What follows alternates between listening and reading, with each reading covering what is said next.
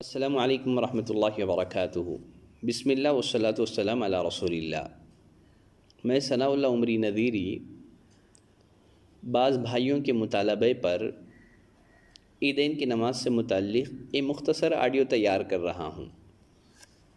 ہم سب بخوبی جانتے ہیں ملک بھر میں لاک ڈاؤن جاری ہے۔ لاک ڈاؤن کا یہ سلسلہ اگر عید کے دن تک جاری ہو تو پھر ہمیں عید کی صلاۃ گھر پہ ادا کرنی ہوگی۔ انس بن مالک رضی اللہ تعالیٰ عنہ کے بارے میں آتا ہے، اگر یہ کسی وجہ سے امام کے ساتھ عید کی نماز نہ پڑھ سکتے، اپنے گھر والوں کو جمع کر کے امام کی نماز کی طرح عید کی نماز ادا کرتے تھے۔ معلوم ہوا عذر کی بنا پر، مجبوری کی بنا پر عیدین کی صلاۃ گھر پہ ادا کی جا سکتی ہے۔ عید کی نماز بلا اذان اور اقامت کی ادا کی جاتی ہے۔ عید کی نماز کا افضل وقت چاشت کی نماز کا ہے، یعنی سورج کے طلوع ہونے کے آدھے گھنٹے کے بعد اس صلاۃ کو ادا کریں۔ عید کی نماز سے پہلے یا بعد میں نبی کریم صلی اللہ علیہ وسلم سے کوئی سنت ثابت نہیں ہے۔ عید کی نماز 2 رکعات ہے۔ اس کی کیفیت کیا ہے؟ ان دونوں رکعتوں میں قراءت جہری ہوگی، یعنی بلند آواز سے آپ کو قراءت کرنی ہوگی۔ پہلی رکعت میں سبح اسم ربک الاعلی اور دوسری رکعت میں هل اتاک حدیث الغاشیہ پڑھیں۔ ان دونوں صورتوں کی تلاوت مسنون ہے اگر یاد ہو تو۔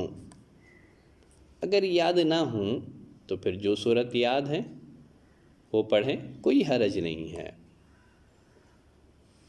عیدین کی نماز 12 زائد تکبیرات کے ساتھ ادا کی جاتی ہیں۔ اس میں ایکسٹرا 12 تکبیرات ہوتی ہیں۔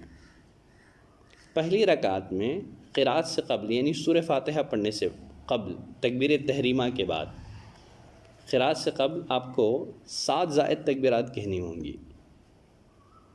اور دوسری رکعت میں قراءت سے قبل، یعنی سورہ فاتحہ کی تلاوت سے قبل آپ کو 5 تکبیرات کہنی ہوں گی۔